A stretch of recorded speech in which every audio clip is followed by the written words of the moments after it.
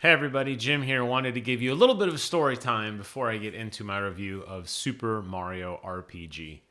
Imagine being me. I was 13 at the time, so this would have been 1995, 1996, right? My mom took me to Service Merchandise. Remember Service Merchandise? She took me to Service Merchandise to get Super Mario RPG. And I told her on the way there that I decided I was going to stick with my Nintendo. I knew the PlayStation had come out, but it was a lot of money. I already had a bunch of games. I was just going to stick with what I had. I was a Nintendo kid at heart. The PlayStation didn't really speak to me. And she said, okay. And in true fashion, we went to Service Merchandise. I saw the PlayStation there. It was on a pedestal with a glass case around it. And I saw it and I said, I need it. I know what I said. I didn't mean it. I really want this PlayStation. I'm willing to get it if I can make a trade with you. No presents for my birthday this year. No presents for Christmas this year. No presents for my birthday next year. So she went home and called my dad. We didn't have cell phones back then. And they got it for me. And that was the closest I ever came to Super Mario RPG until about 4 days ago. Now, I know the game's been out for a while. I wanted to give my final thoughts on it. My wife and I beat it. It took us about 14 hours. I didn't have anything to compare it to. I hadn't played the original. I've heard from other people, like my friend Sid, that it was one of his favorite games ever, one of the best RPGs. I knew it was more of like an action RPG, which means that I knew it had elements of jumping and platforming and button inputs on attack, right? It wasn't just the traditional press a button to attack and hands off the controller. At a time when your character hit, you could deflect attacks. You could jump on enemies to rack up more attack points. Like it had an element to it that was more just a regular RPG, and obviously framed in the Nintendo universe, which meant it's going to be lower risk, lower stakes than a game like Final Fantasy, where characters are cussing and dying and betraying each other. You weren't going to really have that in this game. So that's all I really knew going into it. And I was pleasantly surprised. My biggest criticism of the game, a couple things. My biggest criticism, and I'm going to talk with those first because that's what really resonated with me. And then we'll end on the positive stuff, of course. The characters weren't very balanced. Princess Peach is OP broken. The ability for her to heal the entire party and remove every status effect for a measly 4 flower points, which are like mana points in this game, or skill points. Compared to Mallow, who can heal one single character for significantly more that doesn't remove status effects, seemed very odd to me. The fact that characters sometimes would be basically impenetrable, where they would just seemingly not die for a long time, and then you'd stumble across a special enemy and you'd be one-shotted. And the timing of a lot of this stuff, for being a timing-based game, wasn't very good. If you don't believe me, just go look at other YouTube comments of people talking about the Yoshi versus Boshi race, and you will see some of the craziest comments in the comment section of some of those tutorial videos, along the lines of, I'm a 7 and 8 time Elden Lord and I still can't beat this because the timing is so bad. I found that I wasn't necessarily playing the game with the visuals. I was kind of doing a soft count in my head. When Mario would use his hammer, you didn't really press A necessarily right when you thought you should. You actually hit it about a quarter second beforehand. Things like that were just agitating. And I think a lot of that stems from the fact that while the game looks gorgeous, the Nintendo Switch is really kind of being pushed to its graphical limits.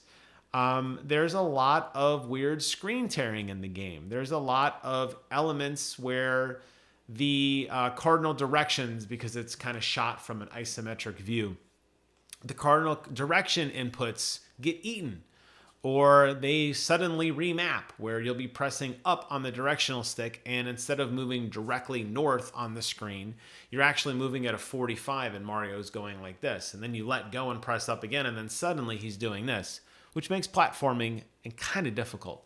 A lot of very odd things that were just like, I don't know, lack of Nintendo polish, which is odd to me. That's why I say it has to be a system thing. There was no way they would have released it knowing that it would have worked like this, because I feel like they would have been able to rectify the problem. And I can't wait for the Switch 2. And I wonder if a game like this would be better received on there. And I know it was critically received the first time. It was critically received when it was re-released again. Just because I got to it late doesn't really mean anything. There weren't any patches or anything that I could tell that like radically changed anything. But the timing was a little frustrating. But that's where the criticisms end. The rest of the game, absolute smiles on my face, laugh out loud moments, great side quests, a touching story. I really appreciated it. As nice as it would have been for the characters to be voice acted, I think that would have helped it significantly. The dialogue was light and whimsical. It was easy to read along with. They did a lot with the sprites, just like you saw in the old day. Obviously, it's a remake of the original, but where the sprites stood next to each other, the way they did very basic animations to convey fear or hope or joy, how they stood, where they moved their hands. It really did tell a great story. You had the dialogue on the screen, but you also had the story too. And I would almost argue you could completely remove dialogue from this game and you would still get a lot of emotion and you would get a lot of feeling for what's going on. And I really like that.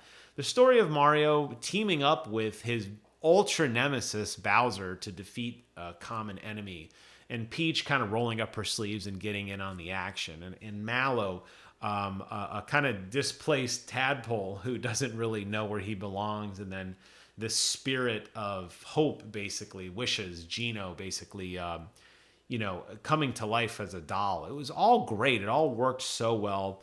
The way that the combat worked, the ebbs and flows, despite the timing issues, was fun. The music was catchy. The worlds that you explored were fun. All the characters you made along the way, some of them were reoccurring that had larger plot points than I had originally thought, which was a nice, pleasant surprise.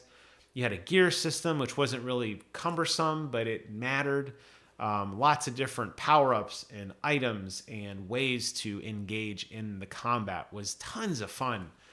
I feel like Nintendo did themselves a disservice here. I know they pivoted over into the Paper Mario games and then the kind of the Mario and Luigi games, where a lot of these elements were continued to be fleshed out. But I really think Nintendo has done themselves a disservice by not continuing this. There were some great characters that we would love to see, some enemies that became friends, some kind of neutral characters like Booster, for example. Would have been nice to see what they've been up to in a sequel, and I'd love to see a sequel for this.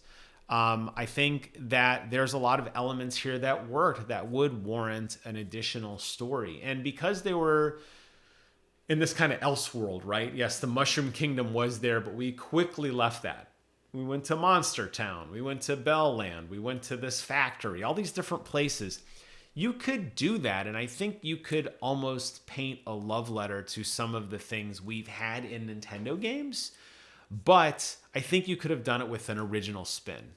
I'd like to see that. I'd like to think that this game was very well received. Just kind of looking here at some of the reviews of the new release, very, very high, very positive reviews, lots of great things. Sits at a very respectable 90 Metacritic, which is really good. I think that's kind of like God tier, that top 10%. Really enjoyed this one. So just wanted to give a review on it to say if you haven't yet played Super Mario RPG, I think it's worth it. I can't comment on how it compares to the original, if it's a shot-for-shot remake, or if there are some other elements that were injected to maybe improve the quality of life.